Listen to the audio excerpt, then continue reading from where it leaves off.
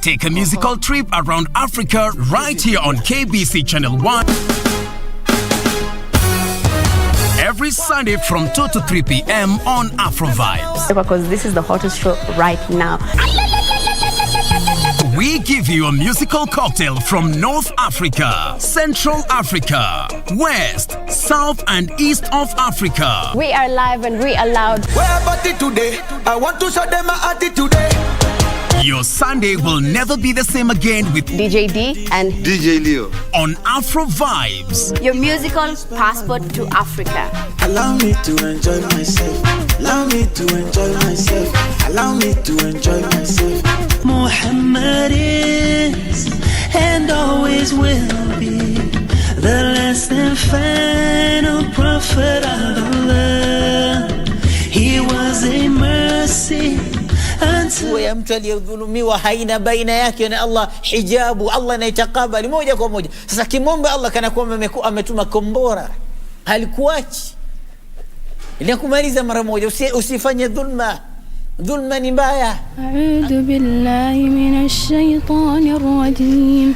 Bismillahir rahmanir rahim. Mwenyezi Mungu ametoa onyo dhidi ya kuwaua watoto wetu kwa sababu Allah Subhanahu wa Ta'ala ndiye mwenye kutoa riziki yao na pia kutoa riziki yetu. Allahumma salli alayhi. Ismin nabil da'alina. وادعوا في الجنة يصلي بينا صلوا عليه.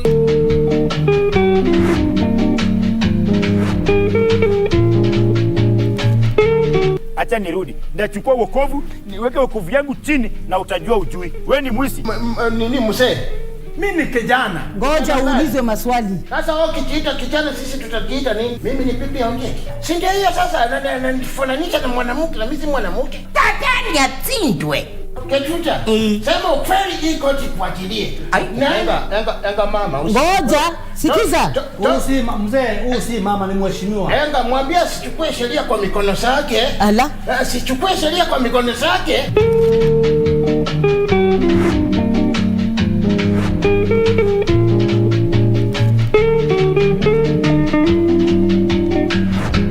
Ili kupata sikiza tune ya Tabasamu ni bure.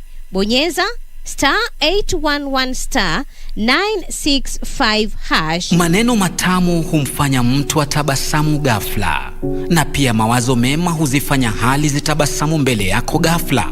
Hali ngumu zikawa nyepesi, hali tete zikatamanika. Ila unaponuna pia hali zinanuna. Hebu jifunze kutabasamu. Kupata sikiza tune ya Tabasamu ni bure. Bonyeza *811*965#. *811*965#.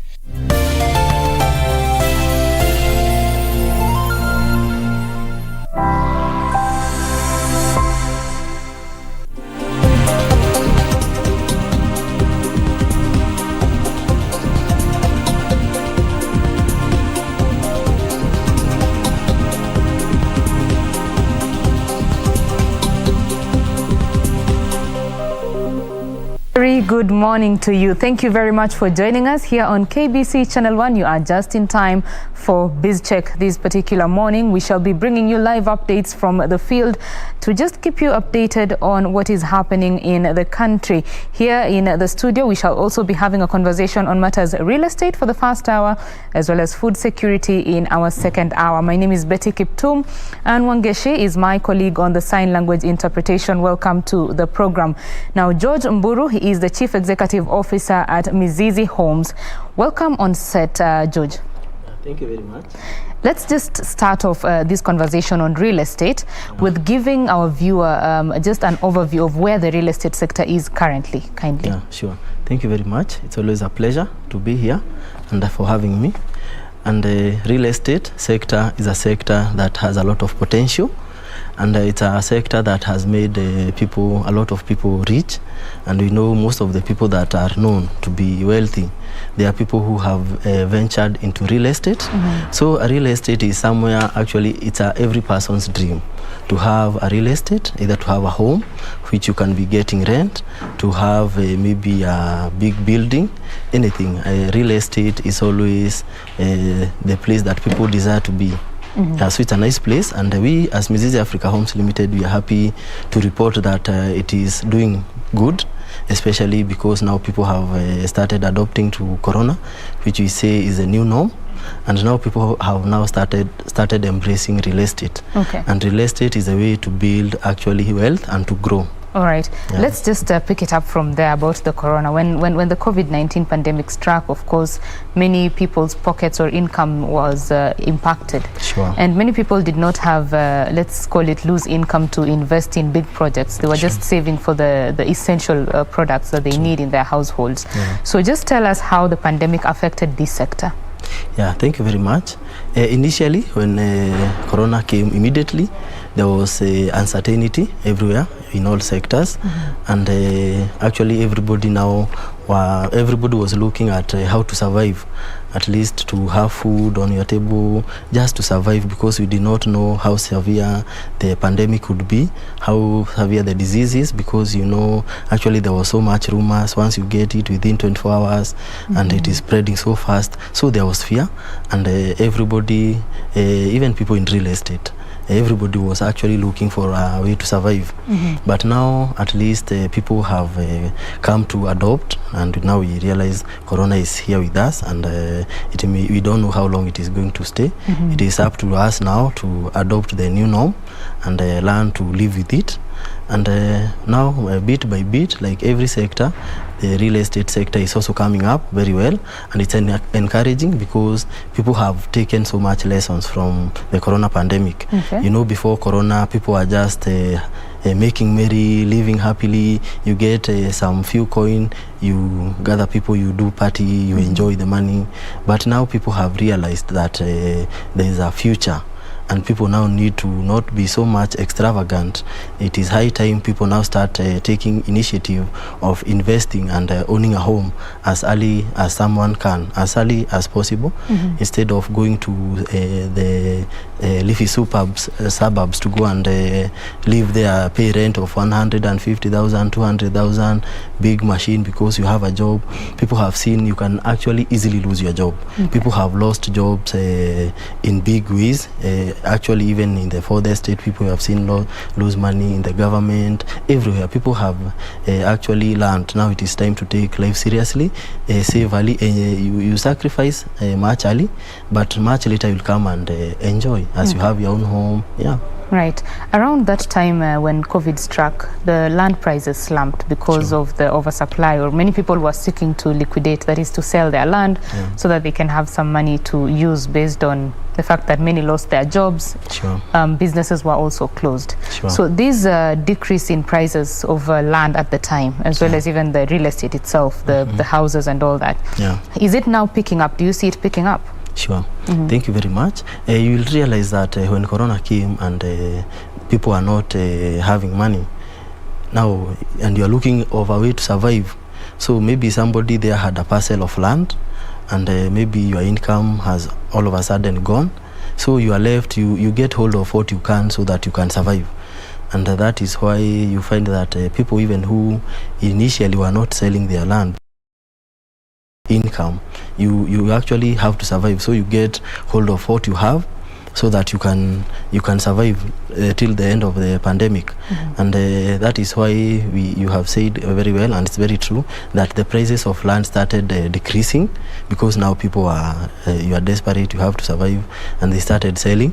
And at the same time, there were no people to buy, because even the person who can buy, they are holding that money because they want also to survive. So you find that there was that bit of disruption. And for people who actually were very scared, I'm sure there are some people who made maybe irrational decisions because they felt now like it is the end of the world. So you had a parcel of land you want to consume actually before the end of the world, and some of them now they are actually maybe regretting. And but I can assure you there are some people who actually saw that opportunity, who had maybe some money.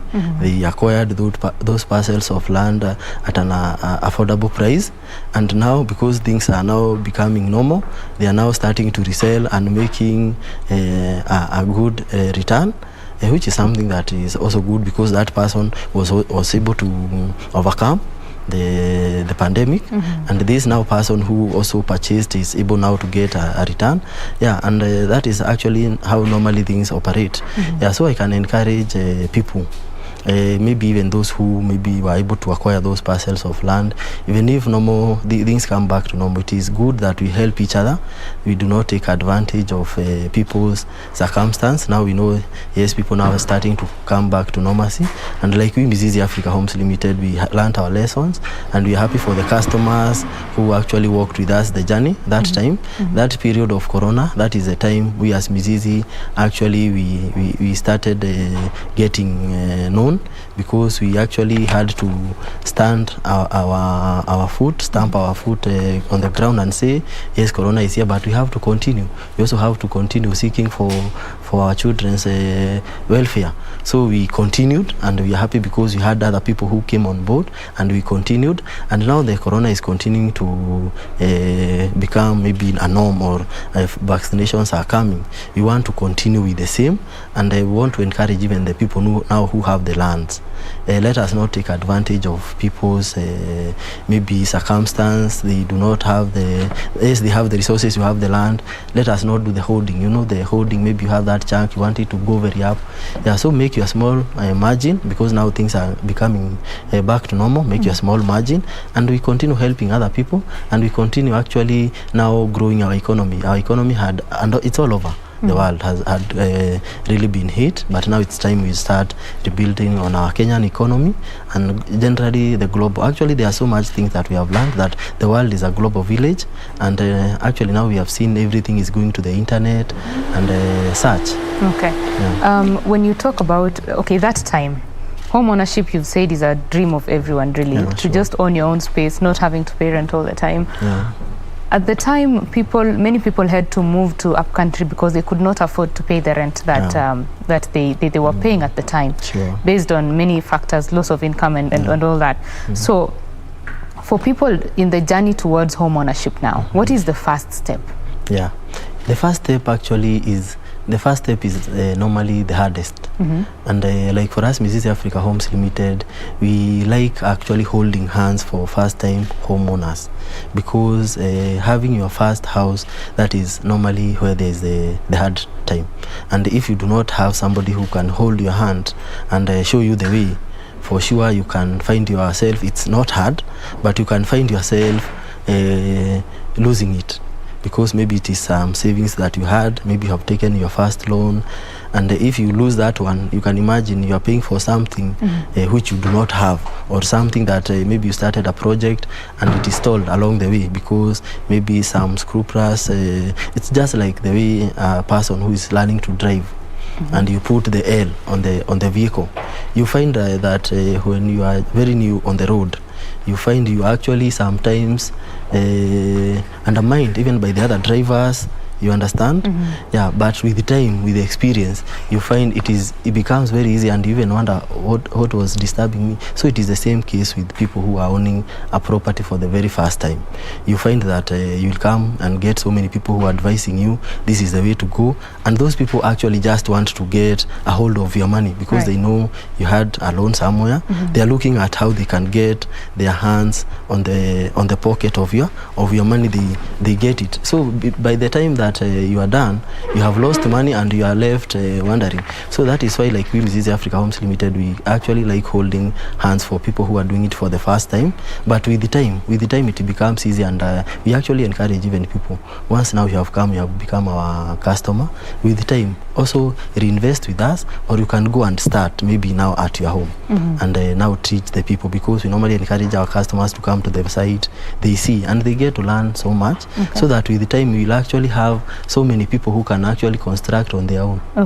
So in taking that first step, There's, of course, you've mentioned due diligence that someone needs to do to ensure that they're not being robbed of their hard-earned money, but, you know, investing in a legitimate project rather. So what can a potential home buyer look out for when they're now looking for maybe a company to work with, or even if they're seeking to build on their own, a contractor to work with? What should they look out for? Yeah, thank you very much. You will find that actually a majority of people who have their homes, they at some point, maybe you will find, maybe let's use an example of KBC, the staff here.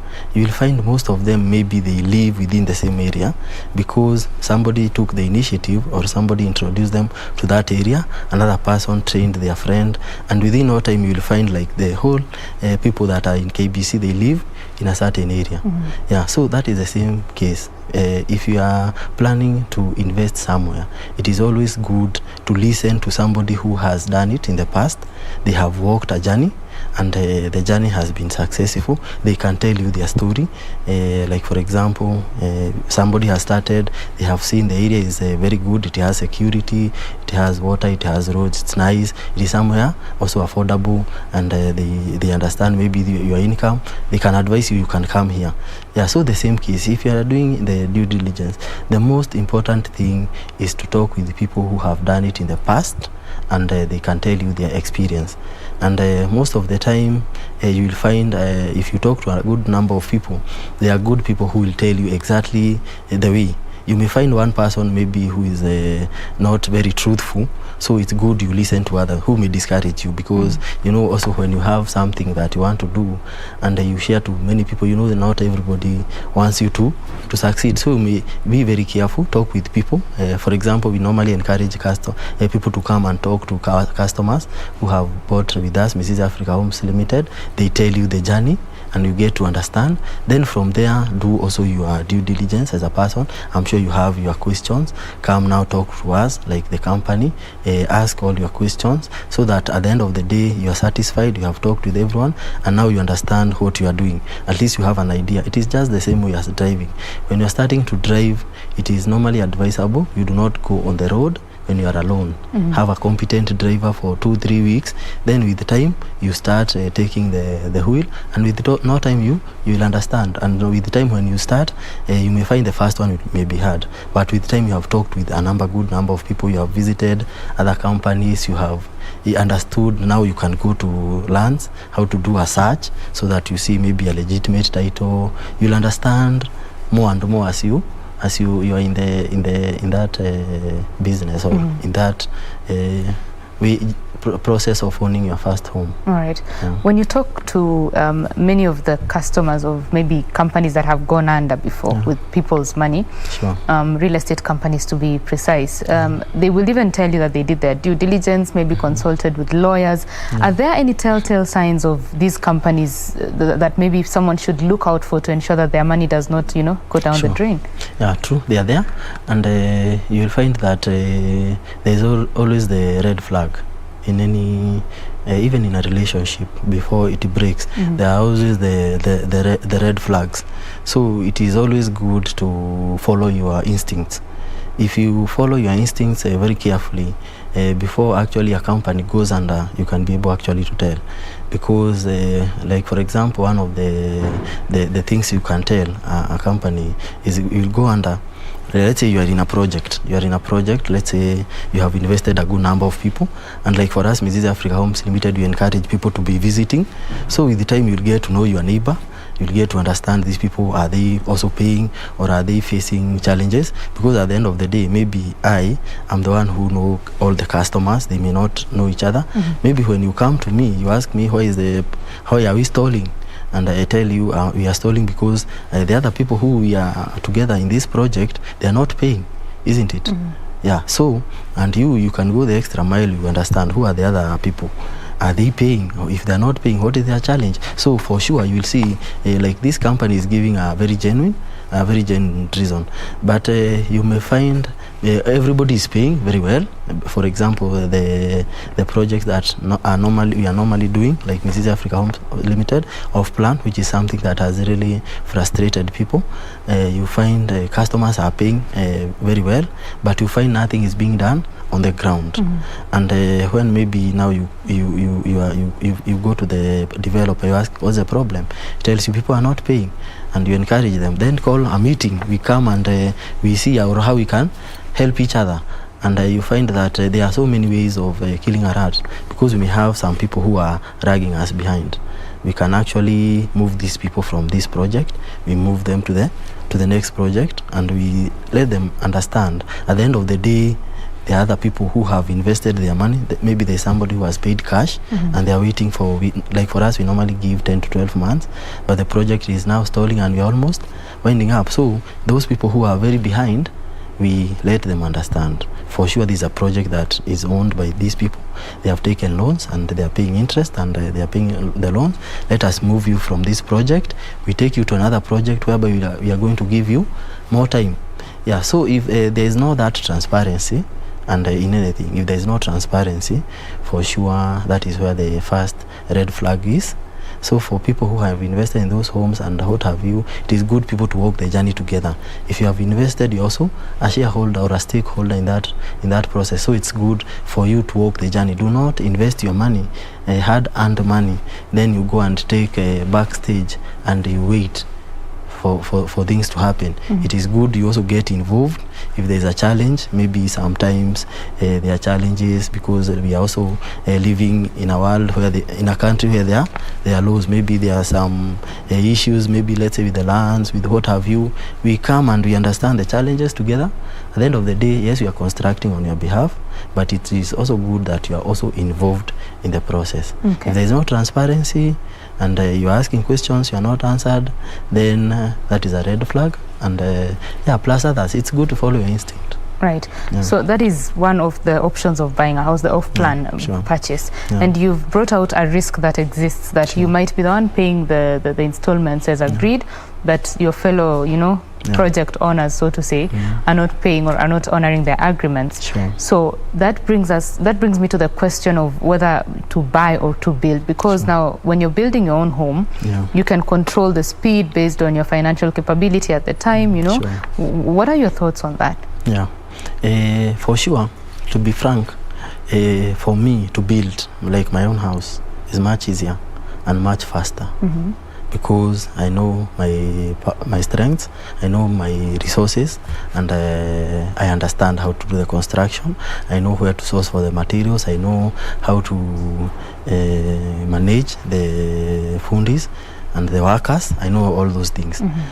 So it would be easy, like for me personally, or another person who has the experience and understands construction. But you also find that there is somebody out there who does not have that expertise or that time to go and start sourcing for the materials, the good materials, the time to understand how to supervise the workers. He does not understand maybe how to go and get the approvals. He does not understand how to, he'll get a surveyor to come and maybe subdivide so that there's also no fights with the neighbor. You have not gone beyond the boundaries. There's somebody to him that is a lot of hard work, because they do not have the expertise, they do not have the time. And for example, we have people who are in the diaspora. They have the desire to invest back at home. If you tell them to now start doing all those things, to them it will be very hectic. But to me, because I'm in the country, I understand where I can get the stones. I go to Kware, Darugu, I know where to get the Kamba Moja. All those things are at my fingertips. For me it is easy. Or even for any other person who understands all those things. But there's somebody else in the diaspora or is employed. They are employed 8 to 5. They do not have that time to go and start looking for doing due diligence. Where is this land? How is the past? You understand? It may be hectic. So you may tell them to do something. To me it is very easy, but to them it may be hectic, and they may try and actually end up burning their fingers because they don't have the time. Maybe it's only the weekend And for example, something like land, because it has been invested with so many brokers and middlemen, because people know land, there is money. You get, maybe before you even get to the owner, you have gone through so many brokers, and maybe by the time you are going to pay, you may find you have already been conned, people have been conned, or you have actually purchased that land like actually 3 times. The owner maybe wanted 1 million. These brokers, they are like 20 of them. They want a cut each. So you are the one who is going to bear that cost. So you find something maybe that you could have done on your own with the expertise, and maybe spent like let's say 3 million. You have ended up using even 10 million. So you see, it all depends with where you are coming from, and both options have risks and benefits. True. When people started, maybe the increase in working from home as well as also home studying, because of the lockdowns that existed at the time. One thing that came to the fore is the space in the house. You cannot be working, the children are studying there, you're feeding the baby there also in the living room. So people need space in their houses. And one challenge that is very present in housing in Kenya, to be specific, is the spacing. Many home property owners are compromising on space to make sure that they make a lot of money. So what do you think should be done to ensure that we are balancing between the space that is available vis-a-vis the pricing that is there? Thank you very much. What we can do, and as customers, everybody who is investing in a project or in a property, for one, they understand themselves better. You understand, maybe if you are a person who works at home, you need an extra space in the house where you can have your office. And you find that for somebody who is selling to you a project, they will first show you exactly, even if it is off plan, it is for sure you must see at the end of the day, what are you buying? Yes, it's a concept, and exactly how is it going to be? And that is the issue of now customization, where it comes in. And like for us, Mrs. Africa Homes Limited, we normally encourage customization. We have shown this is a kind of a house that we are doing, but we also give you the liberty to customize. This is the plan. Like for example, for us, we have architects in-house. This is the plan that we are selling. But you understand your needs more, because it is your house. You understand your needs more, and needs are different. This person has 1 kid, another one does not have, so needs are different. This one works from office, from home, needs are different. So now it's up to the customer. You get to understand, is it possible for me to get an extra space to have an office? If it is possible, well and good. If it is not possible, you can move to the next option. And that is why, like we, Mrs. Africa Homes Limited, we have moved to a new design because of that need of having an extra space which you can utilize. And we have moved from the conventional way of roofing. Before we used to roof using iron sheets. And with the time, because we saw people have that desire to have an office in your own house, we had to also we do not want to lose customers, because you as a developer, you also have to come up with ways. You do not want to lose customer business to other people. So we came up with a very nice way of having a flat roof. And a flat roof, we say that it is just like eating your cake and still having it. Because we have constructed your house downstairs, but you have an extra space upstairs. So that extra space upstairs, because it is a slab, we have concreted it. You can even have an extra room up there, which is your office. And the desire to have an office in your house, you meet it. So we do not have to chase you, we tell you we can't. We also become innovative, and also developers and people who are in the business have to be innovative, so that we do not lose business. Like somebody there who is still doing the same, and they tell the customer we don't have an office. They will come to us, Mrs. and we will solve that problem. And from your experience, what do you think homeowners are looking for, apart from, of course, what you've just explained? Is there more that they are looking for in their homes? Homeowners, what they are looking for? Homeowners are looking for the first thing people want is to stop the stress of paying rent. So for first-time homeowners, they actually do not have so many demands. But as you move on, it is just like the hierarchy of needs. Once you satisfy one need, another need comes up. So for the first time homeowners, once you have a roof over your head, you are not paying rent, your children are relaxing, you have sorted that problem. Now the issue of working where I can also work from home now arises, and that is why, like, for us, Mrs. we innovate and we sort now the issue of working at home. Now there's another issue. You need, now you have a home, you're not paying rent, but you need to have an investment.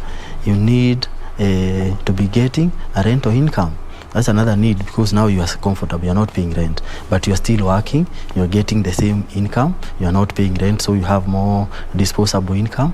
So you have grown now, you are not now desperate to have a home, you're not paying rent. Now you are comfortable in your own house, but now you have the desire, I wish I can be getting a rental income.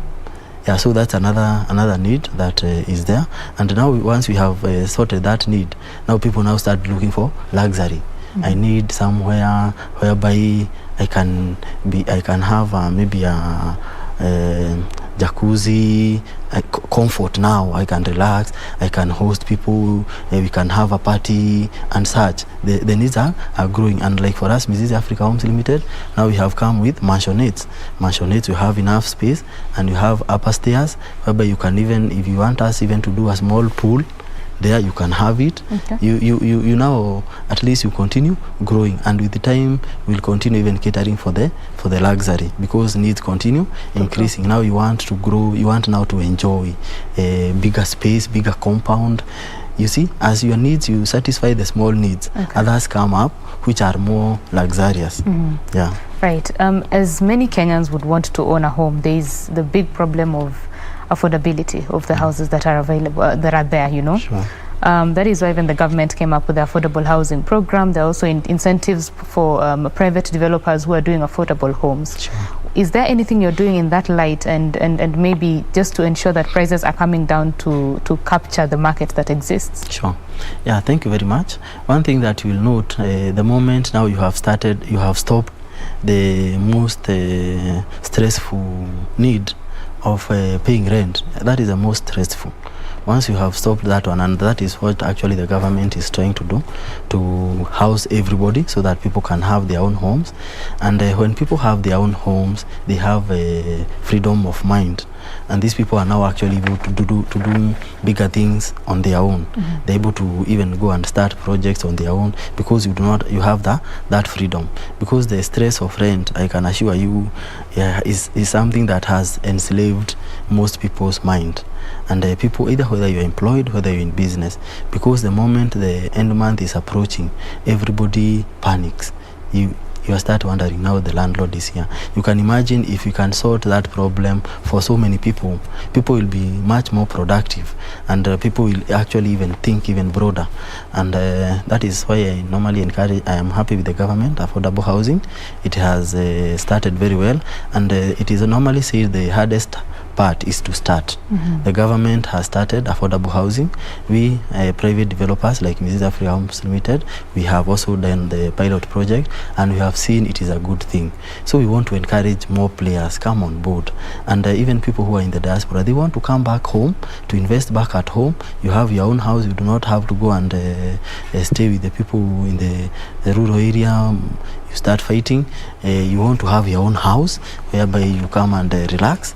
And also these people, once you have your house, they want to invest, and that is how we are going to tap even the money that is there outside the country. And we'll even have people who have actually taken money from here, they have gone to invest in other places, Seychelles, Dubai. They will bring all that resources now back to home, and we are going to grow our economy. And the good thing is that we are also creating employment on the people that are on the grassroots, because you will find that a majority of people that we employ, they are not even people who are skilled. You just need somebody who is hardworking. mtu wa mkono. You don't need any skill, just need to come. You can be shown this is how you put the ratio of cement and sand and water, and you have that mortar and the fundi shows you, and with the time you learn. That is how we are also going to grow our young people, and they will stop becoming desperate. They will have works, they will have jobs, and they will become self-sufficient. Yeah, so people who have the resources will bring. So it is a win-win for everybody at the end of the day. Yeah. Let's talk about the diaspora market. Sure. For someone who is here in Kenya, it's easy for them to go to the site, check if construction is going on. Sure. For people who are abroad, it's mostly a matter of trust. Sure. And you have to agree with me that the trust in that particular sector has gone down because of the many things that have been happening. Sure.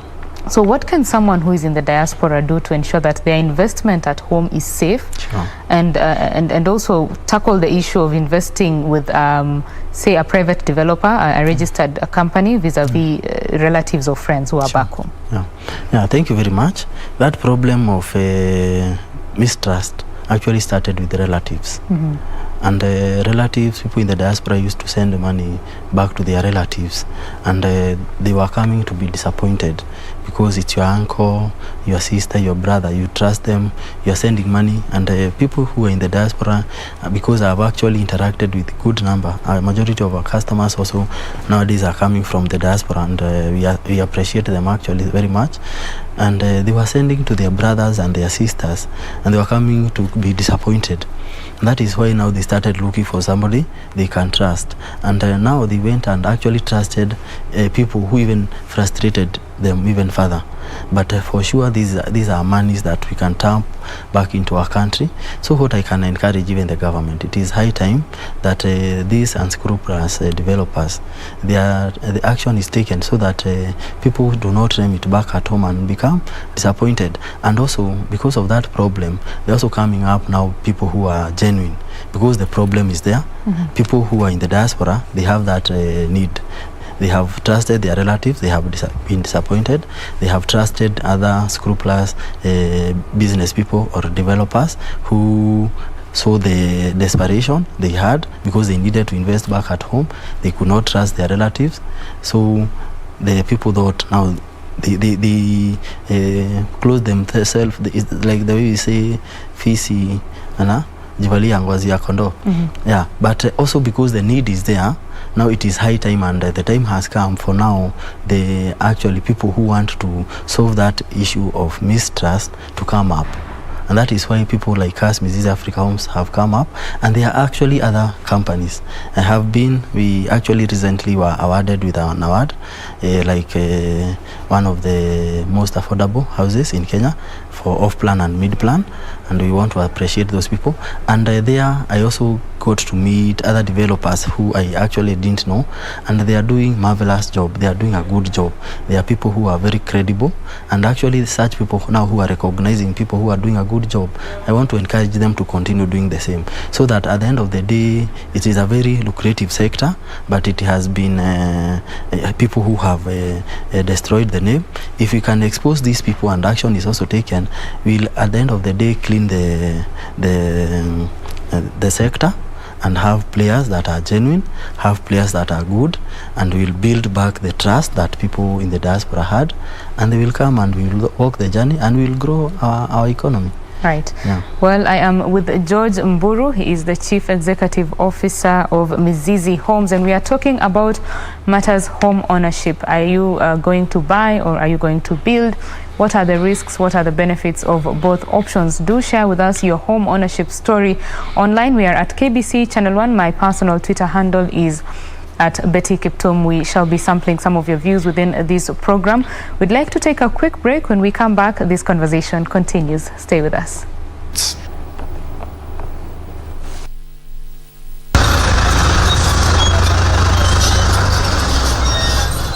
Oguna has stated that the affordable housing project will make it easy for low-income earning Kenyans to own houses. He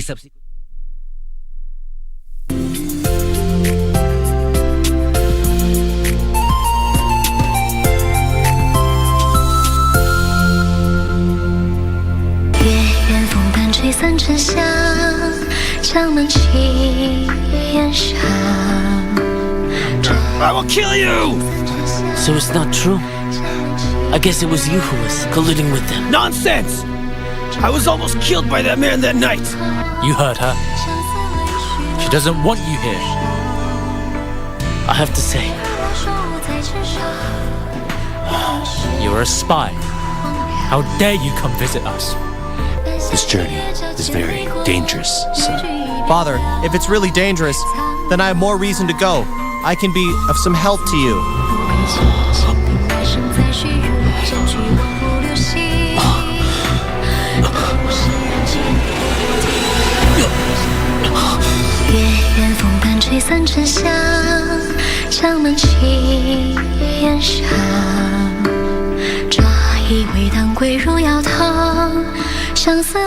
Quiero amarte de una forma diferente, de otro modo.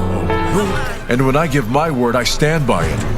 So if the deposit is made today, first thing tomorrow I will go to the precinct and I'll declare that it was I who killed Horacio Espinosa and not your brother. Please try to stop my brother from pleading guilty on the day of his trial. Tell him it's for Amaya's sake. Because of the land she'll cede to Cesar, then he shouldn't worry because I will see to it that this does not happen. Tell him not to do anything crazy. We have agreed it will be early tomorrow. I have to talk to my family and inform them about it. I officially plead guilty to the murder of Mr. Horacio Espinosa. Quiero amarte de una forma diferente, de otro modo, nunca igual al de otra gente.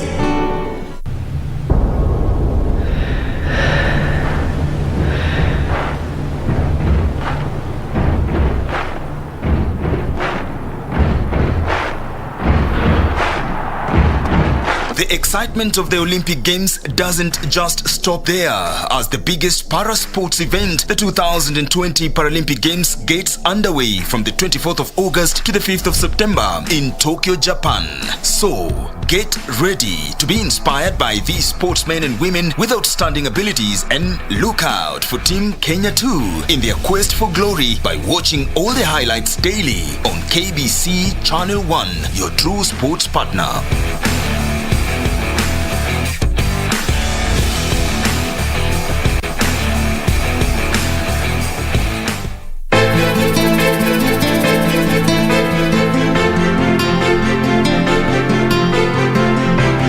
Vipi hapa? Na hapa ni kwa nani? Hapa ni kwangu. Tumejuana jana tu. Sasa inakuwaje leo una nguo ambazo zinatosha mimi? Si ndio nyinyi mlionishauri mimi nioe? Si ndio nyinyi mlioniambia kwa nyumba baba anataka mama mwingine? Sio nyinyi. Tulikuwa tufanye nini baba? Tulikuwa tufanyeje? Baba hasikizi mtu yoyote, hataki kushauriwa na jambo lolote. Nikuulize, bado yuko wapi? Kaburi la mamangu liko wapi? Nataka kupongeza tu kwa kazi yako nzuri. Yaani sijui huyu Maya ulimwambia maneno gani, wala sitaki kujua.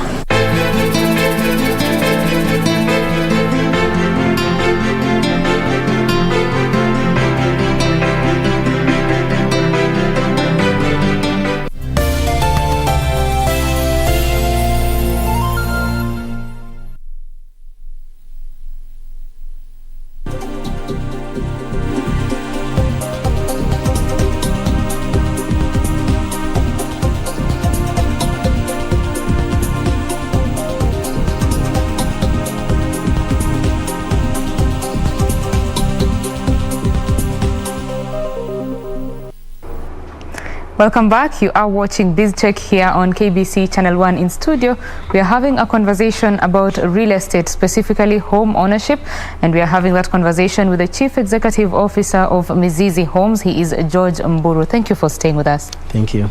Let's talk about the building materials that are used in construction of houses. Sure. It has been reputed to be one of the important reasons why houses are very expensive. You know, the insistence on brick and mortar kind of houses. Sure. So what are these available technologies that is there currently that will bring down the cost of homes? Yeah, thank you very much. You will find that Africa and Kenya in particular, we are blessed with natural resources. For people who are doing construction in maybe other areas, they find that the natural resources are not there. But you'll find that like in Kenya, the stones, it's only that sometimes the transport is high. There are some levies who the people who are bringing the materials have to pay to the counties. There are some extra fees, but you can find that we have the natural resources. You will find, I have seen actually things like the ballast. It is normally, it is stones that are crushed.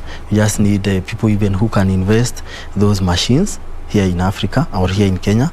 If you can get investors investing, or even we ourselves holding hands, investing in those materials that maybe make those ballast, because those are some of the materials that are used.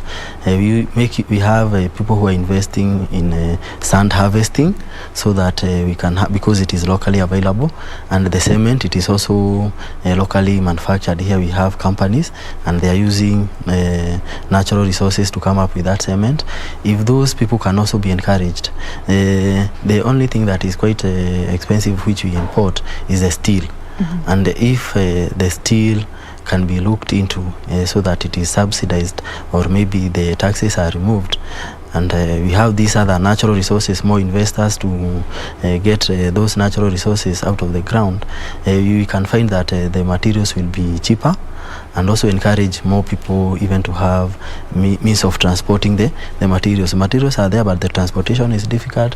There are other levies that have to be paid, and maybe the people who have invested in, they are not many, so they have also to sell expensive, because not so many people are selling the ballast, the stones, but they are there. So if you can have more investors on those areas, ballast, sand, those natural resources that we have, we'll find that the materials will go down, and actually construction will be much cheaper. And because the other thing is labor, and these are people who are not so much skilled, and some have learned the art. We encourage them, and so many other people, we have more people who are doing it. It will actually become much cheaper. Okay. We are talking about the traditional building materials, so to say, the stones, the ballast, and the cement and all that. Yeah, because we have them, but also there are others which normally come from outside. Yes, please. But if you can make use of what we have, I'm sure if we exhaust that one, it will be cheaper. Then once we have exhausted what we have, we can now think of importing, because what we are thinking is, if we build Kenya more, we make use of our natural resources more without importing. You know, the thing with importing is that we are depleting our foreign reserves. When you are buying something, let's say for example from China, you can't use our Kenyan shilling, you have to use the dollar, and that dollar is what we are trying to tap back into our country from our people who are outside, or from people maybe who are lending us. So what I can encourage us as a country is, first of all, we make use of our natural resources. Then from there, once we have seen, we have brought it to the lowest of cost, and then we feel still there's still a need which we have not met, we can now think of going to get them from outside. Like you know, Chinese have everything, and some of those things actually come from here. They go and manufacture. So let us make use of what we have, we exploit, we bring them to the lowest of cost. If we do not again meet the demand with what we have, we can now think of going to get things from outside. That would be what I would encourage. Do we have to go get them from outside? Because isn't that an opportunity that is yet to be tapped, say, by the manufacturing industry? Can't these alternative building technologies be manufactured locally? Because even the time of construction is really reduced by these technologies. What are your thoughts? Yeah, my thoughts are that if you have to go, it will be the last resort. We don't have to, but if we have to, let it be the last resort. You know, sometimes you can say, yes, we have all of it. Then after we have tried, we see we do not have. We will have to go get. But before we go get, let us try and make sure that we have exhausted everything that we need, and we have encouraged manufacturers or investors to bring those machines, so that the materials will go down. If we have exhausted that one and we still feel we have a need to go and import, we can do it as the last resort. But let us not jump to go and start importing other technologies, and what we have not exploited fully. Yeah. Okay, let's talk about mortgages. Sure. Kenya has quite a demand for home ownership, with about 300,000 deficit every year. Sure. But you find that the mortgages are not anything more than 30,000, for all Kenyans. Yeah. What can be done to just see the uptake of mortgages go up, considering the government already started with the mortgage refinancing corporation? How can these be bumped up? Sure. Yeah, that's a good start. That the government has started. They have done that mortgage refinancing. It's a good thing, and what now should be done is to encourage people to take it up, and also reduce sometimes the requirements. You find that even such a law has been passed, but you find the uptake is still very low, because when you go to try and apply, the requirements are so high that the ordinary citizen is not able to meet, because maybe you are told you must have this income, you must have this collateral, and this is your first one, and you find that is actually why young people become frustrated, because you need to take a loan. Yes, you have been employed, you have your income, you go to the bank, this is my income, they tell you yes, it's good, you have an income, you need a collateral, you do not have a title.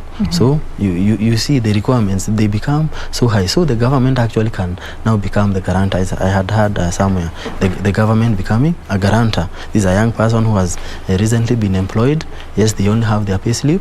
We will guarantee. If he's unable to pay, we are going to chip in, so that we also encourage more people. It is good to take the first step, and now there is need for the second step. Yes, that refinancing is there.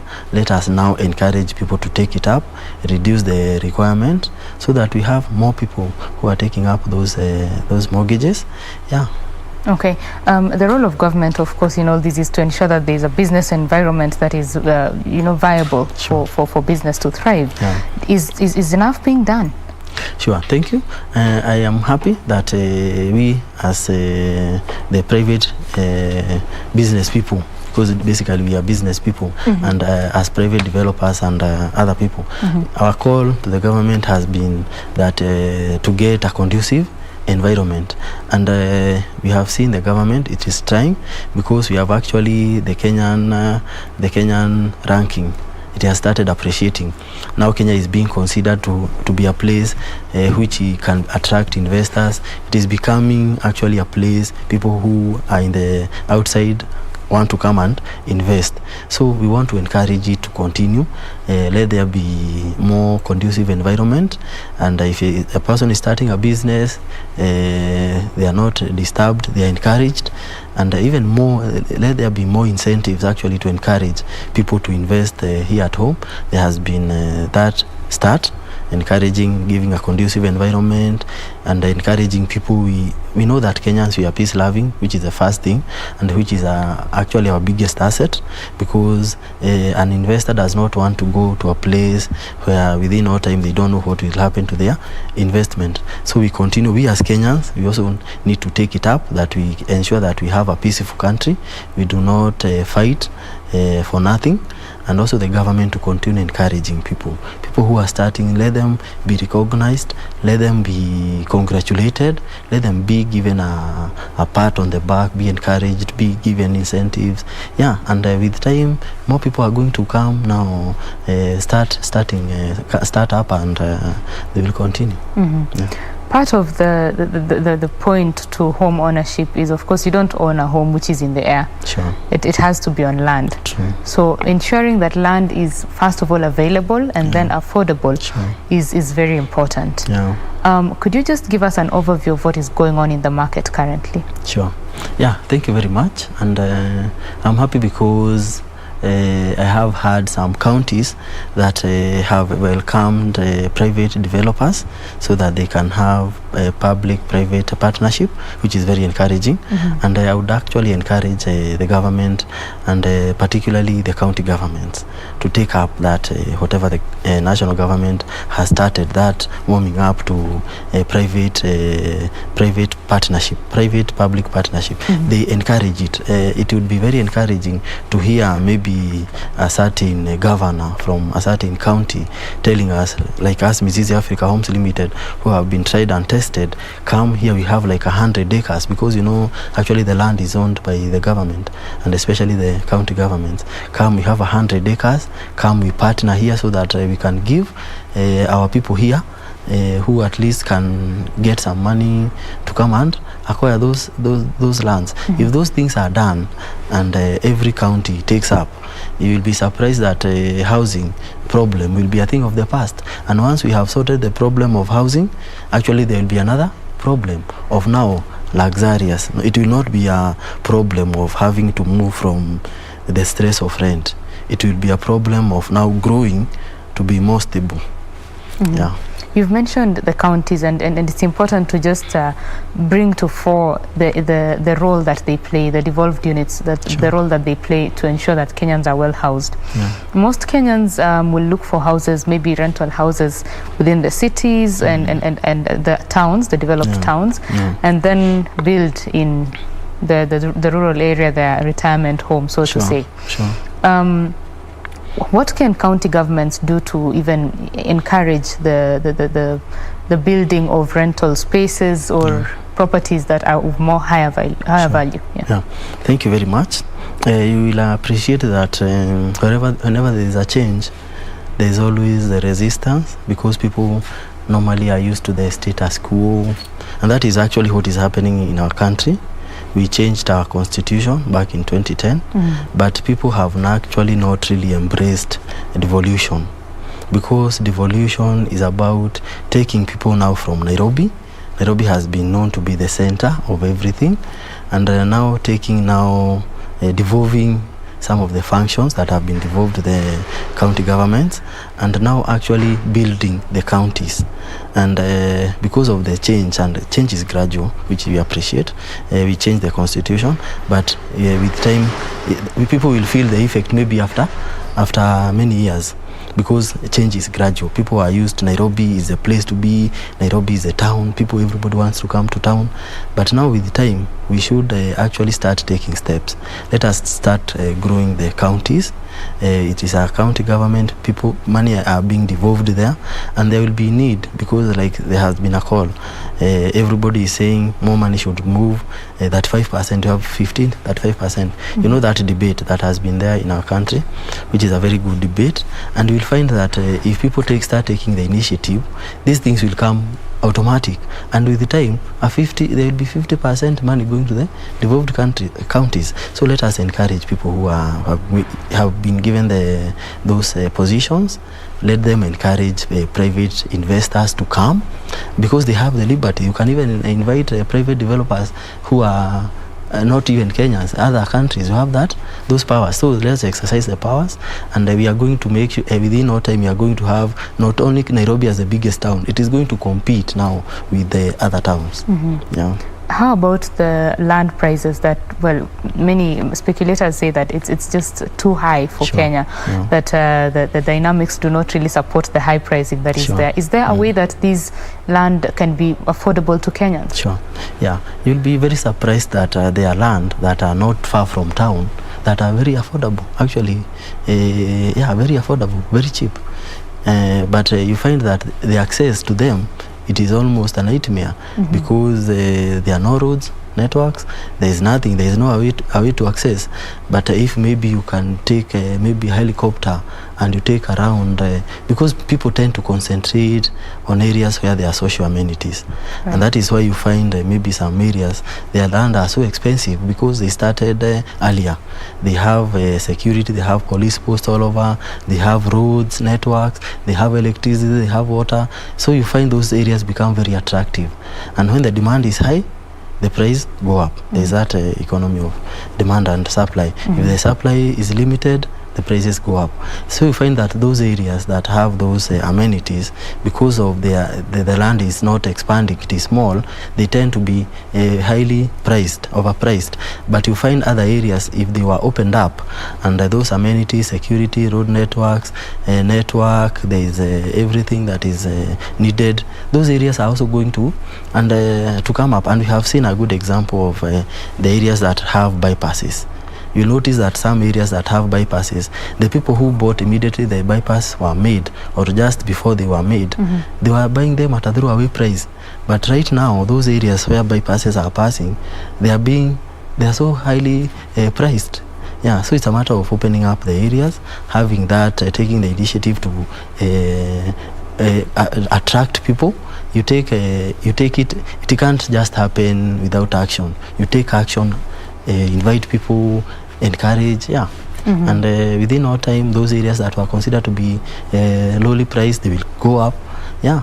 They will go up, and of course, at the same time, you would expect that the Kenyans are, or rather, well, dwellers in Kenya are receiving more money to ensure that they can purchase or they can afford these particular products, right? Yeah, sure. When there is that environment of business thriving and people coming to invest, that is when now job creations are there, because the good thing with Kenyans are educated.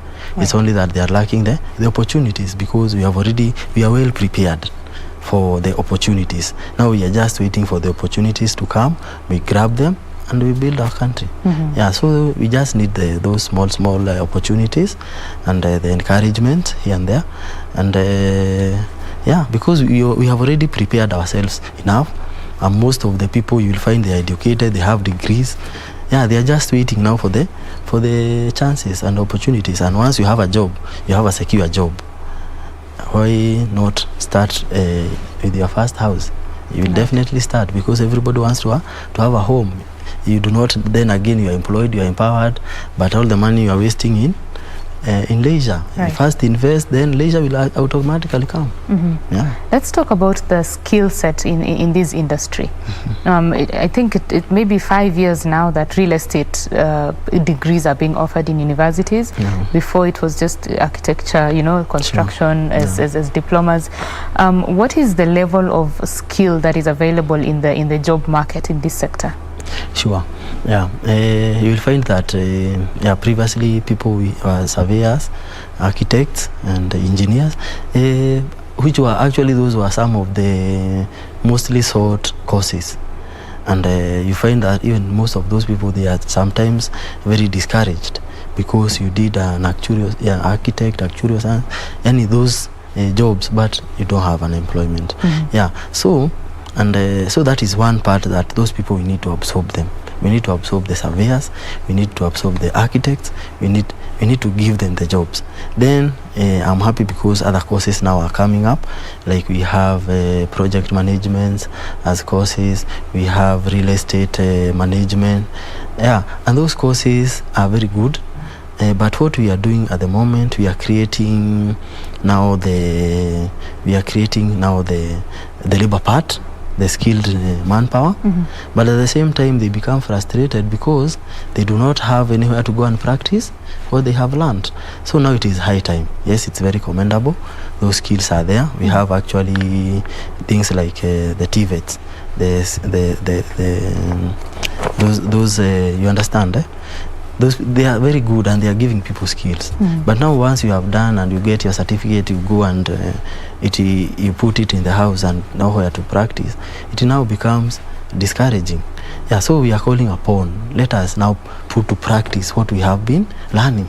We have been learning so much about real estate. Now it is high time that we create a conducive environment for ourselves and encourage the government. If the government does not, they take the initiative. We as the people, we take the initiative, we encourage them. We tell them, yes, we are doing this. Like the Mizizi has taken initiative, and now we are going actually even to other counties. Like very soon, Mizizi will be going to Kwale County. We are going to other parts, and we are encouraging those people. Embrace us. We also bring employment to the people there, and along with us we have people who are looking up to us, people who have been discouraged as well elsewhere. They want to invest. So if we continue with that good relationship, we are going to create even employment now for the surveyors. They have their surveyor. We have architects. You can be surprised. Me, I used to fear architects because I knew an architect is somebody who is very highly paid. But you get, when you maybe have you need an architect, you get 100 people who are applying. They have degrees, they have masters, but they don't have the job. Right. Yeah, so it is high time now for us now to put into practice what we have been learning. And when we do that, we get so many employed, even the people that are on the ground who do not need so much skills. They are going also to get something because they are the people who are going to be doing the casual laborers, the fundis, the what have you. Yeah, and generally all of us are going to grow. Right. Yeah. So the skill set exists. There are people who are maybe building their homes, but they're seeking to use their own designs from their brains. They are not architects. Even interior design, they're only doing their own thing. So what would you tell a person who is maybe building their own home in terms of seeking the expertise that exists, seeking an architect or an interior designer to do their home so that they maybe utilize the space that they have to the fullest? Sure. Yeah. Thank you very much. You'll find that the reason why somebody may want actually to draw their own house and come up with it without consulting experts is because they are trying to cut on cost, and because they are also pressed on budget. You are on a tight budget, and maybe you go and approach an architect.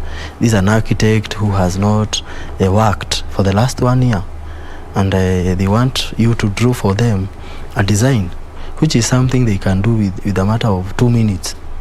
But he has seen an opportunity. I can get 100,000 out of this person. He's desperate, he needs money. You are also desperate because you are short of resources, you need to minimize. So you find that at the end of the day, you will say, I can't pay 100. You will go and do your thing, isn't it? You will leave him. He'll also have a problem because he has not gotten the money. But if you can create, you have created for him many jobs. He's doing many jobs, like in a day he's doing like 10 because he's capable. Because nowadays, like, they just need to have a software. Things have eased up. You just need a software, something very fast. Yeah. So he will be able to do for more people. So he'll come charge you 2,000, 3,000. By the end of the day, he has made his money, and he has served more people. And that is the way to go, to do massive. If there is so much supply, definitely the price will go down. The demand will be catered. It is a very simple economics of demand and supply and pricing. If we play along with that thing I've said, we will sort these problems. Right. Yeah. Someone might be thinking that maybe if I go to an architect and pay 5,000 shillings, I'm wasting my money on that architect. But could you just give them the truth in terms of the benefits of consulting that expert? Because at the end of the day, if you do your own design, you'll probably waste material, you know, and space and all that. Just speak to the benefits of getting that expert knowledge. Sure, true. Yeah, if you do the calculation for that person who wants to do on their own, in the long run, they will actually end up spending more. It is the way we normally say that cheap is expensive. You will find that you will go draw your own design. You have not gone to school. You will need to change so many other things before you come up with the thing that you want. Again, you do not know the materials that are required. So it is, I highly encourage people, let us make use of these people that have the expertise. And them also, if they are empowered, they will not charge a lot. So you go and get your service at an affordable price. You'll find, like, nowadays lawyers, they are not so expensive like they used to be. Back then. Yeah, you remember back then, to hire a lawyer, most people are even selling their land for a very small case. But nowadays, because lawyers, there are so many law firms, the supply now is high. Now actually getting a lawyer is nothing like, so it's not such a big deal, isn't it? Yeah, so the same case, these other professionals, let us give them work. They are sometimes expensive because we fail to go to them. And you will find that once you have given a profession, you have actually removed the risk. If anything were to happen to that building, for example, we have seen people who are coming up with buildings and they collapse. And you, as the developer or that person who used their own mind and constructed that house, kienyeji, you'll have to pay. And God forbid, in case of maybe injuries and maybe loss of life, you will be held to account. But if you had involved architects, you had involved engineers, and maybe those engineers, you had looked at their qualification and they were good For one, they have their bodies who regulate them. They will be held to account. You'll have to say, you are a qualified engineer. Why did this happen? You are a qualified architect. Why did this happen? So you, as the person, the person who is investing there, you'll be free, because you'll be able to show, these are the people that I gave the job. They have messed me up. Let them be held to account. Yes. So there's so much risk that you are removing from yourself if you involve professionals. Yeah, so it is I encourage people, if you are doing something, involve the professionals. You are removing risk from yourself, taking it to somebody else, and basically there will be no risk, because this person, that is their expertise. So you will find no houses that are collapsing. Yeah. And when you talk about these collapsing houses, it just goes to show the importance of authorities enforcing these requirements that need to be met before a building is put up. What can the authorities do to ensure that, well, we don't have buildings crashing or rather crumbling, during construction or when people are already living in them? Yeah, true. Yeah, one thing I've realized and I have learned, we as Mrs. Africa Homes Limited, we are also learning, and we have learned that even the people that in the counties, if you go as a developer, you want to be given approvals, to you are just an amateur. They'll ask you, do you have an architect? Do you have an engineer? They work closely with those people, you see. So that is another beauty. You as an investor, you as a developer, you are removing yourself from so many questions. Like you are seeking for an approval. You do not know what are the requirements. And now you go and you are told these are. If you have an architect, you have those professionals. For them, it is just like something that is very easy. So what I encourage from the start, let us make use of professionals. And when we do that, also now the county, their work will be easy, because you find that their work is very difficult. People running away because they are constructing illegally, and it is something that would have been done by a profession, and the work is very easy. And now again, Kenya, there's the issue of corruption. Now they come, they hold you. You do not want to pass the process because you do not even understand it. You have to give something, and that's how we compromise on our safety and actually on our growth. Yeah. Right. For homeowners who are building, is there a way that the government can ensure that they use professionals? Because there is the issue of the money, but also the issue of the safety that needs to be met. True. Yeah, the government, is the government, and it is the one that comes up with the regulations, with the laws, with the everything. Yeah, so the government is in a position actually to ensure that any contractor is making use of professionals. It is within the government's power, because the government, as we normally say, it is like the parent, it is like the father.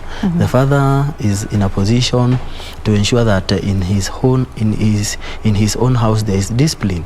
Yeah, so the government has that mandate, and it has the capability, and it can. If it has the will, it can. It is just like in a family setup. Government is just like a family setup. I have the mother, the father, the children, and so the father, if the father wants to ensure there is discipline, for sure there will be discipline. But for one, he also has to be disciplined. You understand? Yeah. So it is capable of ensuring that the private developers and people who are constructing their own houses, they use professionals. Yeah. What is the space of the real estate sector in job creation in the country? Yeah, thank you very much. You realize that, and I really am happy because of the affordable housing being one of the 4 agendas, and it has such a massive potential of creating employment and growing our economy like you can't imagine. Because for one, the stress people undergo a lot, and why there's so much depression and stress and even fights within families is because of rent. So that is one big problem. So one thing, people want to solve the problem of paying rent, and it can only be solved by affordable housing. And when you are constructing, you will employ people, and it also has the potential of us tapping money that is in the diaspora, or money that has gone and has been taken to another place. We can have the potential to bring that money back and we create our country within real estate. So I'm sure real estate, yes, Kenya is an agricultural country, so we can't downplay the importance of agriculture. Right. So if we can do agriculture very well, agriculture, we also need the roads infrastructure. Again, we have tourism, which is also very good because Kenya, people love coming to Kenya, and we have our wild animals. I think the other sector that can help us really grow our economy is real estate. If we do our agriculture very well, tourism very well, real estate very well, I can assure you, because we are trying to tap not only money that is here, but money that is even outside. The good thing with agriculture, we also do export, isn't it? So we get money. When we do tourism, people are coming to bring money. Real estate is another sector that can really open up our economy and actually create employment. Because when you are constructing, it doesn't require so much skills. We have the people, we have the advantage that we have as Africans or as Kenyans is youthful people who are very energetic, and to add on top of that, Kenyans, people who are also very learned and enthusiastic to work. Yeah, so real estate has such a big potential to grow our economy. Right. Yeah. In other developed markets, home maintenance is quite a lucrative industry. Sure. From the plumbers, you know, to the gardeners and all that. In Kenya, those are jobs that most people do not even employ professionals to do first, and even when they do, they do not pay them as much. What can be done to ensure that home maintenance in Kenya is at par with real estate? I mean, the construction bit of it. What can be done to ensure that they are at par? Thank you very much. Yeah, you realize that everybody is trying to save. You do not want, and actually you can't be forced to pay for a service which you feel you are actually being overcharged. And actually the government it would find resistance if you are trying to force somebody to pay someone more money, maybe to do your gardening, and you can do it. Yeah, so what I can encourage is for us, if you are doing it, do it very well. And also if you are doing a very good job, we encourage people that good word, the good thing that you are, nobody can force somebody to pay you and they have not seen what you have done. So I can encourage those people that are in that sector. If you are a plumber, if you are doing whatever you are doing, do it to your level best, and within no time you are going to find that you have so much demand, because now you are a friend, you have done your own garden, you will visit a friend whose garden was done very well, and they may not have been paid exorbitantly, because this person is not only doing that one, they are doing even more. So you'll have no need to go and maybe do the work itself, and there's somebody here who is a professional who is doing very well, not charging too much because he has so many other customers.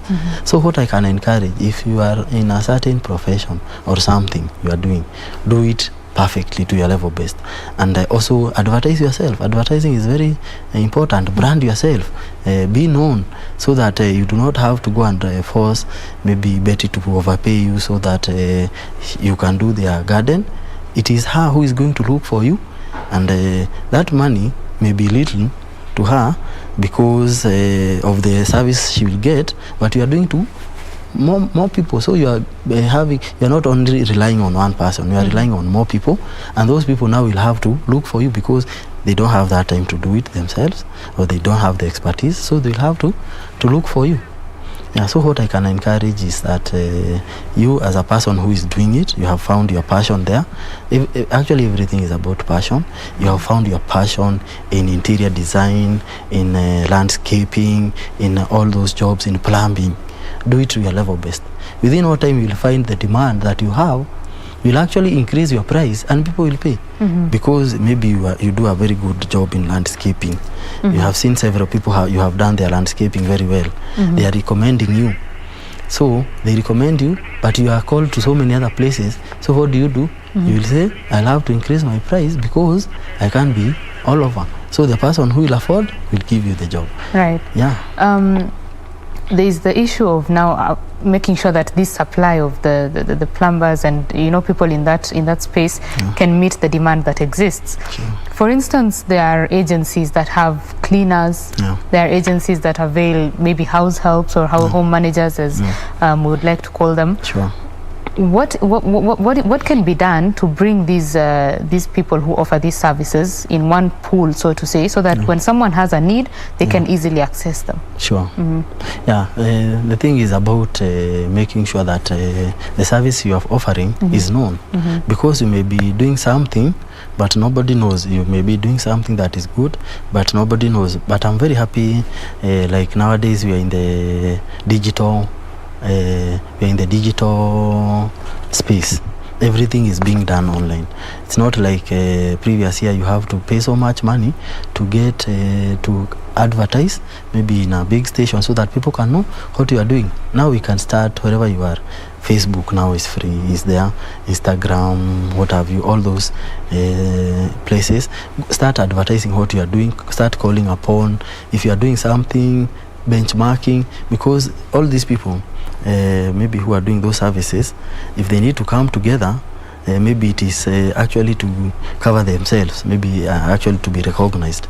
But if you are doing something, make sure it is known, and with the time you are going to get to know other people who are in the same space you are doing, and with time you are going to build maybe a network amongst yourself, and actually with the time you can now start lobbying for regulations that are actually favoring you. This is our business, we do this and this, we need a law that can help us in one or two things, and such. Right. And for maybe someone who is building a home or looking to buy a home, what is your advice to them as they come on board? Yeah, sure. Thank you very much. What I can advise anybody who wants to own a home, especially if you are a first-time home owners, I can encourage you to listen to people, what they have been saying, and listen to people who have been recommended. Do not lose your initial money, because that money is crucial. I normally consider the first money as a seed. The first money that you are getting, the first home, is your seed. If you get it wrong, you have consumed the seed, and you will have nothing to reap. Yeah, so make sure that especially if you are a first-time home owner, look for somebody who is credible. Be recommended to somebody, go see what they have done. And normally for us, Mrs. Africa Homes Limited, we call it a journey of faith. Come, we hold hands with people who have done it in the past, who are doing it, who are holding hands and doing it by faith. And you do not require to have so much money. You do not require to have saved so much. You do not require to have done so much. You don't need to have gotten a windfall. You don't need to rob a bank. You just need to have that desire to own a house and start early. Come, see the journey. You may not even buy now. Like a customer, we consider them not a customer once they buy. We consider you a customer because you have that desire. You may not have that money now. We can encourage you, continue saving. 2 years down, 3 years down the line, you'll have the money. Come, we start the journey. Yeah, so it is all in the mindset. It is good to start early and talk with the people who have gone ahead of you. If it was successful, yeah, and that way with the time we are going to know where to invest, and we are not going to make any mistake. Yeah, right. So this saving culture that Kenyans need to have, of course, many have struggled with saving, from trying to ensure that they meet their household needs to just that in itself is quite tough for them. What do you advise them about the saving for a home? Sure, true, very true. It is very difficult and actually almost practically impossible to save without a purpose. If you're just saving aimlessly, at the end of the day, you will find you're also spending that money unknowingly, aimlessly, because there is no certain objective or a certain goal which you are working towards. But if, for example, you have identified your goal, or you have identified your vision or your purpose or your vision is to own a home. You want to own a home within 5 years, 10 years. It is good to identify, I want to own a home and I want to own it with, for example, let's say with Mrs. Africa Homes Limited. What do I need to do? I need to be following up their progress. I need to be following up what they are doing. I need to be talking with people who are doing it. And within no time, you may be surprised.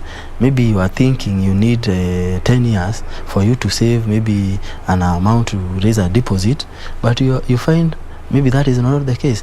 You find you have come to visit the other people who are like you. They need to own a home. They do not have the enough savings. And what we normally encourage, or we can encourage you, join a SACCO. You are a team. Your earning is this much. Join a SACCO. SACCOs mostly, and we are happy because most of our customers have started with SACCOs. Initially, people have bought our first houses with SACCO, but the second ones you get, it becomes easier because now you have the title. You can be loaned by the bank. Yeah, so you come, you join hands with people, you join a SACCO. That group, you can actually guarantee each other to get a loan, and whatever you are guaranteeing, you are sure this person is not taking that money to go and consume. They are coming to invest in a house, and that house is appreciating very fast, because like our houses, you buy them off plan, we sell to you at, let's say, 4 million. Within 1 year, that house, all houses, they have gone to above 6 million. So the least amount that you are able to save, or the interest, the income, the profit or capital gain, in other words, it's called capital gain, you are able to make is above 2 million. And that capital gain is also money that also will help the government to get their capital gain there, and you yourself, you are going to get money to even plow back and do more. Yeah, so come, the most important is to identify what you want to do. Do not just save. You just want to know that you have $1 million in the bank. You'll be surprised only 1% maybe of the Kenyan population have $1 million and above in their personal account. But with that culture of saving with a vision as a group, that is what has actually made people grow, and be able to have assets. Okay. Yeah. Thank you very much, George Mburu, for having this conversation with us. Sure. Well, that was George Mburu. He is the CEO of Mizizi Homes. We have been talking about matters real estate, how to own a home, whether to build, whether to buy, or even just what the risks and the benefits are of each option. Well, that is where we end this particular conversation, but BizCheck continues right after this short break. Stay with us. To be done. How can we ensure we're producing clean potato seed, what we call certified, so that we're not propagating these pests and diseases onto on-farm situations? That's why we're here. We want to begin with a strong foundation of seed, and the support we're getting now is from Syngenta Foundation, that we thank a lot for coming here to help us in terms of constructing the infrastructure we need to be able to produce this certified seed.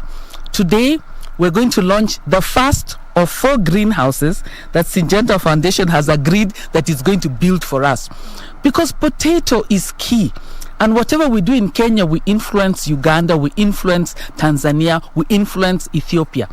So with that support from Syngenta, being able to not only capacity build our scientists, but also to strengthen the potato seed system, Kenya says thank you.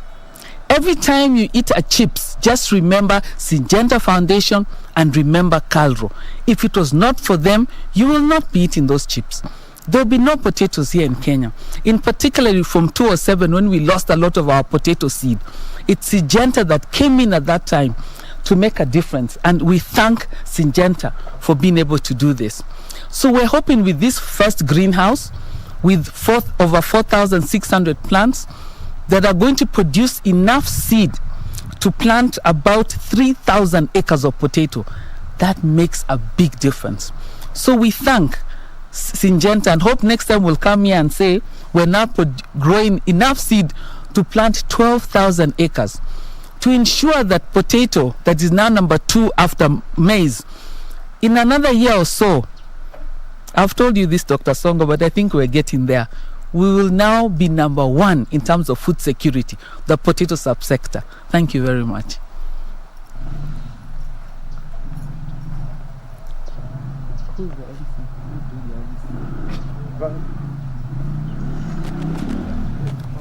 Viewers, I now want to invite our partner, the Syngenta Foundation. Tony, please come and address the viewers. Thank you, Dr. Nyongesa. Good morning, everyone. My name is Tony Gathungu, and I'm the global head for Seeds to Be at the Syngenta Foundation. Just to give you a quick brief about the foundation and what we do, we have a vision. First off, we We are not the company. There's a Syngenta company and of course the Syngenta Foundation. So we are a foundation that was founded by the Syngenta company, but also funded partially by the company and partially by international aid agencies. And so our vision is a brighter future for smallholder farmers. And what we do is looking at different aspects of smallholder farming and the challenges inherent with smallholder farming. And we try and catalyze different aspects to support small-scale farmers across the globe. And we do that across 3 streams, one being seeds, another one being agri-services, where we facilitate knowledge transfer to small-scale farmers. And also we do have agri-insurance services where we support farmers to de-risk their insurance, to de-risk their investments in whatever they're doing, whether it's on crops or animal farming. And so we're here today under our seeds work, whereby we facilitate access of seed of improved varieties to small-scale farmers.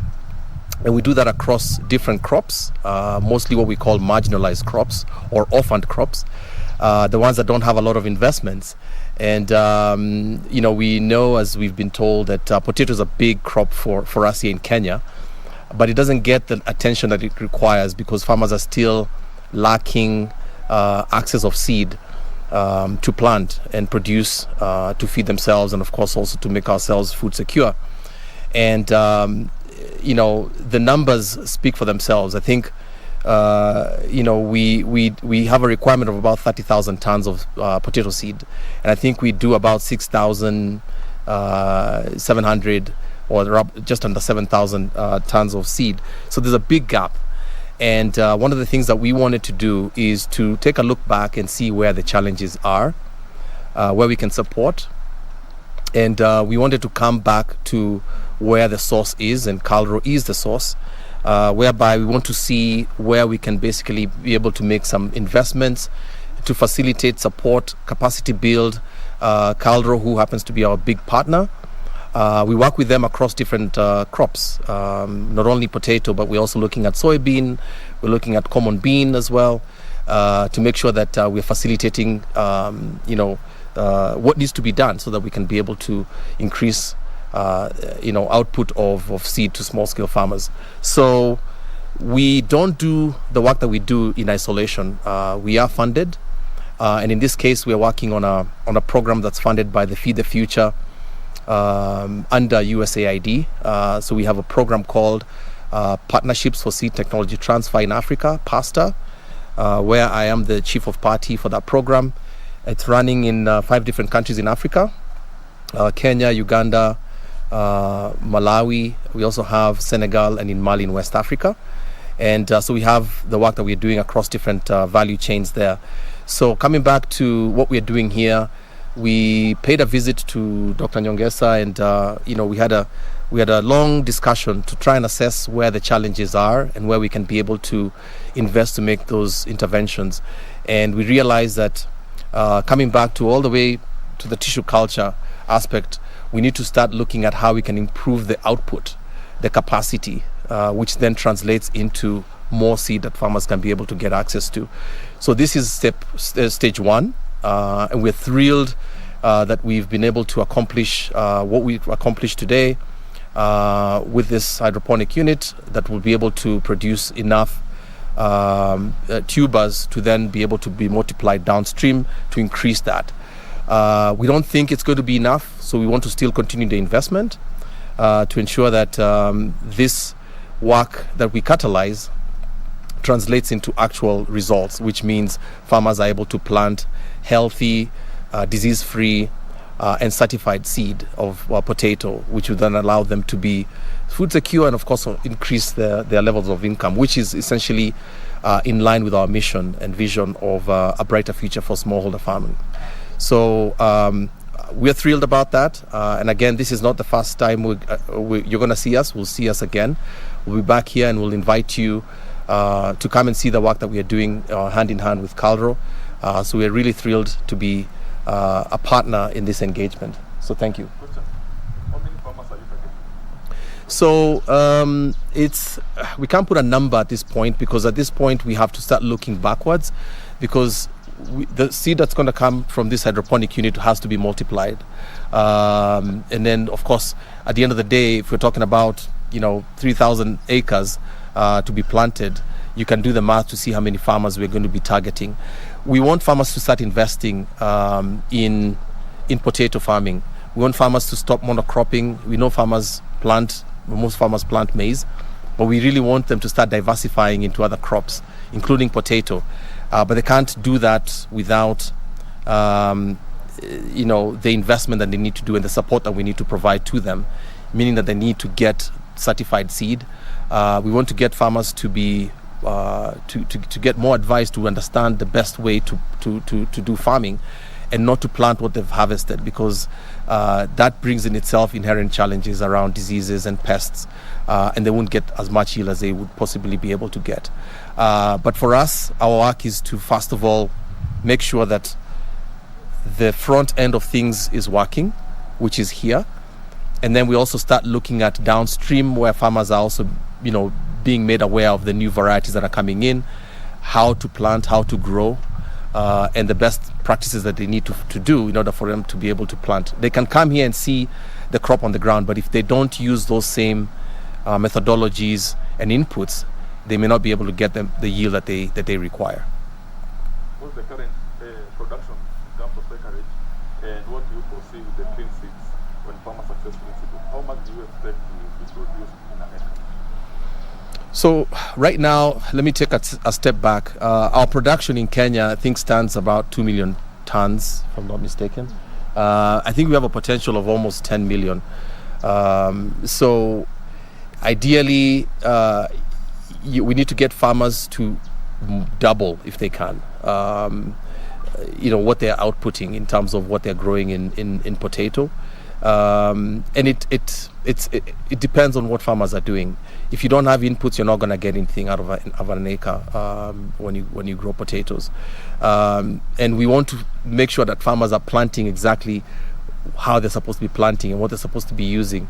If you don't use fertilizer, it's a challenge. If you don't use clean seed, you're going to have a challenge. If you don't adhere to protocols around the chemicals, the spraying programs that you need to do, because potatoes are very vulnerable to pests and diseases.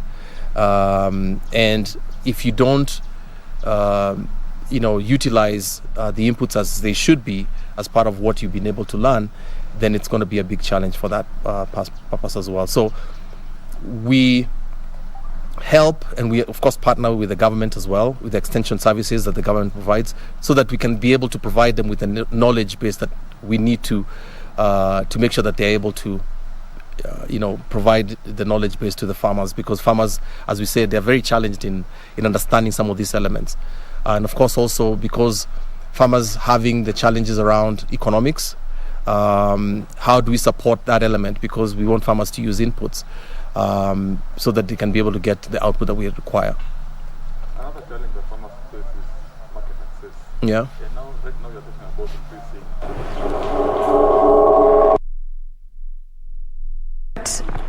That particular function is the Kenya Agriculture and Livestock Research Organization that is launching new or improved Irish seeds there to ensure that Irish potato production is ramped up in the country. That is in a move to ensure that farmers are producing more Irish potato, as well as Kenyans just consuming more Irish potatoes in the effort to ensure that we have a diversified diet, so to say. Well, that is all we had for you here on BizCheck this particular morning. Thank you very much for joining us. I have been your host, Betty Kiptum, and Anne Wangeshi has been my colleague on the sign language interpretation. Do have yourself a lovely day. You shall be getting more news at 12 o'clock on Kurunzi. Stay with us.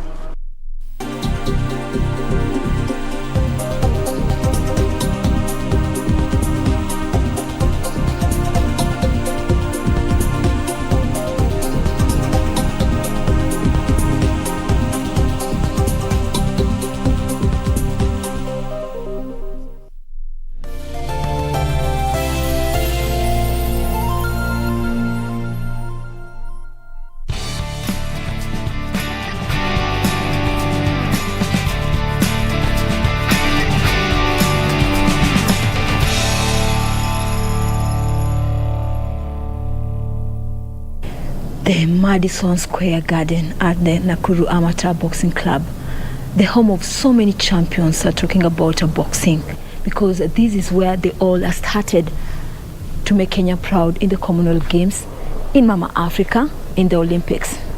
And that's where we are. And that's why we talk about Philip Waroinge, who did the country proud, not only in Africa, in the Commonwealth Games, but in the Olympic Games. Philip, hapa ndipo ulipoanzia. Kabisa. Hebu tuelezee zaidi hii mambo ya hii club. Kwa kweli boxing naweza kusema ilianza hapa Nakuru. Hata kabla tutapata uhuru miaka 1960s. Ikaanza na wazungu na hata machampion wengi wa Kenya wametoka hapa Nakuru. Ingia jeshi, polisi, prison. Kwa hivyo in short tunaweza kusema boxing ya Kenya ilianzia hapa Nakuru. Kama sisi hivi tukiwa bado tuko watoto wadogo shuleni, na ikaendelea mpaka Commonwealth, All Africa, mpaka Olympics, mpaka World Championship na kadhalika. This is but one of the boxers who were forced to reckon with in Kenya in the 60s and 70s. Kwa kweli boxing kianza Kenya ilikuwa ni mchezo mpya sana, game mpya sana. Na hata mimi nikianza boxing nilianza nikiwa shule, na mimi nilikuwa kwa timu ya mpira, kucheza mpira wa miguu. Na huyu coach mzungu Makelok, ambaye ni mwanzilishi wa boxing hapa, akaanza kutembelea mashule kuscout boxers, na ndipo alikuja shule ambao nilikuwa nasomea St. Teresa's, na akauliza ni vijana wangapi wangetaka kuanza huu mchezo wa boxing ambao ulikuwa ni mchezo mpya sana wakati ule kabla tujapata uhuru. Na kusema kweli sikujiandikisha, lakini mwalimu headmaster wetu akasema jina langu liandikwe.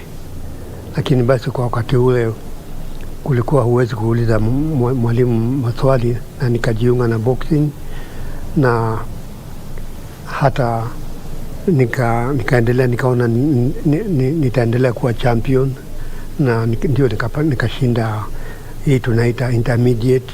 Kuanzia intermediate alafu nikawa champion wa Kenya, alafu ndio Afrika.